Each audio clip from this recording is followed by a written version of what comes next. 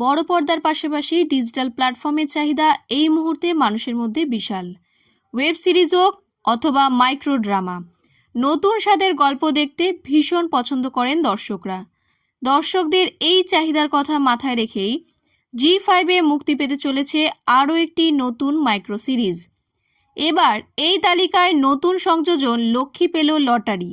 মোট 60টি এপিসোড নিয়ে তৈরি এই মাইক্রো সিরিজ পরিচালনা করেছেন অভিজিৎ সেন, চিত্রনাট্য লিখেছেন সূর্যদেব, প্রধান ভূমিকায় অভিনয় করেছেন সোমরাজ মাইতি, দীপান্বিতা রক্ষিত, প্রসূন সাহা, জিৎ সুন্দর চক্রবর্তী।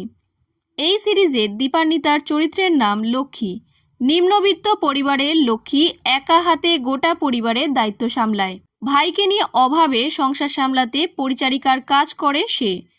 একদিন কাজ থেকে বাড়ি ফেরার সময় এক অপরিচিত ব্যক্তির সঙ্গে ধাক্কা লাগে তার। ওই লোকটার সঙ্গে ছিল একটি লটারির টিকিট, যা রাস্তায় পড়ে যায়। এই লটারির টিকিটই রাতারাতি ভাগ্য বদলে দেয় লক্ষ্মীর। ঠিক এমন সময় সোমরাজ চরিত্রের সঙ্গে দেখা হয় লক্ষ্মীর।